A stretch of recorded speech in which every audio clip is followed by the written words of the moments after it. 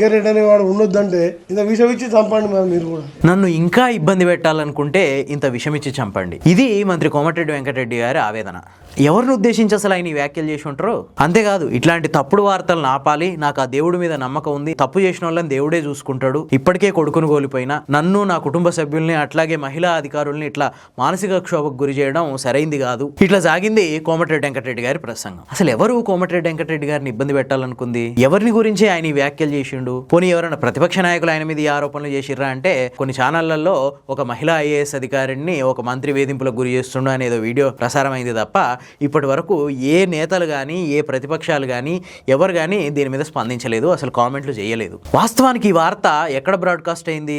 కాంగ్రెస్కి అనుకూలంగా ఉండే ఎన్టీవీలో. అంటే కాంగ్రెస్ పార్టీకి అనుకూలంగా ఉండే ఒక మీడియాలోనే కాంగ్రెస్ పార్టీలో ఉన్న ఒక మంత్రి మీద ఇట్లాంటి ఆరోపణలు వచ్చినాయంటే దాని వెనక ఎవరున్నట్టు ఒక్కసారి ఆలోచించండి. ఈ ఇష్యూ మీద పీసీసీ చీఫ్ మహేష్ కుమార్ గౌడ్ గారు మాట్లాడుతూ వ్యక్తిగత విషయాల్ని ఇట్లా బజారుకు లాగొద్దు అంటాడు. అసలు ఏది వ్యక్తిగత విషయం? ఒక మంత్రి ఒక మహిళా ఐఏఎస్ అధికారిని వేధింపులకు గురి చేస్తుండు అనేది వ్యక్తిగత విషయమా?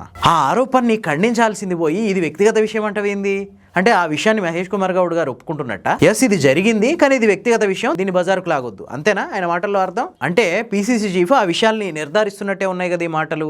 ఎంత దారుణమైన విషయం! ఒక మంత్రి మీద ఆరోపణలు వస్తే ఖండించాల్సిన సీఎం బయటికి రాలేదు, పోనీ పీసీసీ చీఫ్ అన్న ఏదైనా ఖండిస్తాడు అనుకుంటే వచ్చి అది వ్యక్తిగత విషయం, దీన్ని బజారుకు లాగొద్దు అంటాడు. అంటే ఏంది? కోమటిరెడ్డి వెంకటరెడ్డి గారిని బలి చేయడానికి ఒక పద్ధతి ప్రకారం ఏమైనా ప్లాన్ నడుస్తున్నట్ట?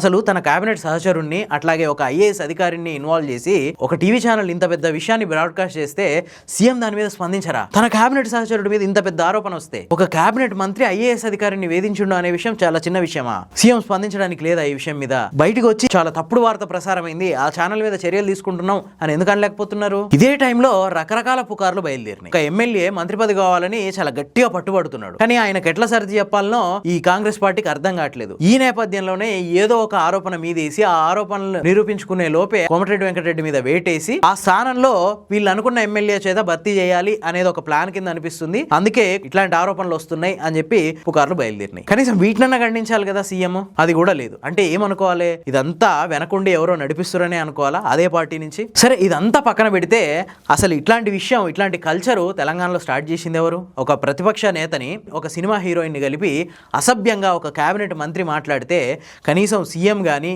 పీసీసీ చీఫ్ కానీ తప్పమ్మా నువ్వు మాట్లాడిందని ఒక్క ఖండనిచ్చిర్రా? ఇవ్వలేదు కదా. పోనీ వాళ్ళు మాట్లాడేదంటే వీళ్ళ చేతులు లేదు, వాళ్ళ మీద ఏమైనా చర్యలు తీసుకురా ఇప్పటిదాకా? లేదు కదా. ఇప్పుడు మీ పార్టీలో ఉండి మీ కేబినెట్ సహచరుడి మీద కూడా ఇట్లాంటి ఆరోపణలు వస్తుంటే కనీసం రెస్పాన్స్ లేకపోతే ఎట్లా? ఇట్లాంటి ఒక దరిద్రపు వార్తను బ్రాడ్కాస్ట్ చేసిన ఎన్టీవీ మీద చర్యలు తీసుకునే దమ్మైన ఉందా మీకు? ఎందుకు వెనకాడుతున్నట్టు? ఈ ఆరోపణల్లో నిజం ఉందా, లేదంటే మీరు కావాలనే ఒక మంత్రి మీద ఇట్లాంటి ప్రచారాలు చేయిస్తున్నారా?